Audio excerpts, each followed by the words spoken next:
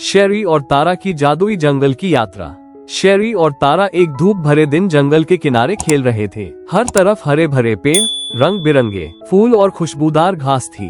अचानक एक चमकती हुई सुनहरी तितली उनके सामने प्रकट हुई और बोली, अगर तुम जंगल के रहस्य देखना चाहते हो तो मेरे पीछे आओ। शेरी और तारा ने तितली का पीछा किया। रास्ते में वे एक खुशमिजाज बंदर से मिले जो पेड़ों पर कूदते हुए फल फेंक रहा था। फिर एक हाथी नदी के किनारे पानी पी रहा था और एक लोमड़ी फूलों के बीच कूद रही थी। सभी जानवर खुशी खुशी उनकी ओर देख रहे थे और उनके आने पर खुश हुए। तितली उन्हें एक चमकती नदी के किनारे ले गई, जहां पानी पर सूरज की रोशनी रंग बिरंगी झिलमिल पैदा कर रही थी। शेरी ने पानी में हाथ डाला और ठंडी लहर का आनंद लिया। तारा ने फूलों की खुशबू सूंघी और हरी घास पर नाचने लगी। सभी जानवरों ने भी उनके साथ खेलना शुरू किया।